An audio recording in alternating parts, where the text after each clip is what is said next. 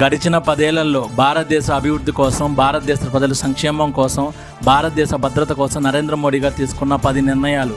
మొదటిది digital India, భారతదేశాన్ని digital దేశంగా చేయడం. రెండవది మేక్ ఇన్ ఇండియా, భారతదేశాన్ని మ్యానుఫ్యాక్చరింగ్ హబ్గా చేయడం. మూడవది రైతుల సంక్షేమం కోసం కిసాన్ సమ్మాన్ నిధి. నాలుగవది భారతదేశ భద్రత కోసం సర్జికల్ స్ట్రైక్స్, బాలాకోట్ స్ట్రైక్స్. ఐదవది 10 పేదవాడి సంక్షేమం కోసం గరీబ్ కళ్యాణ్ యోజన. ఆరవది 10 భారతీయుడికి ఇన్సూరెన్స్ కోసం జన్ధన్ యోజన.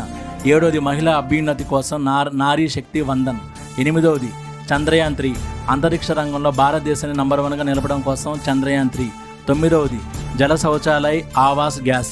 10వది జమ్మూ కాశ్మీర్ని మన దేశంలో కలిపేందుకు చేసిన ఆర్టికల్ 370 రిమూవల్. ఇంకా మోడీ గారు చాలా గొప్ప పనులు చేశారు.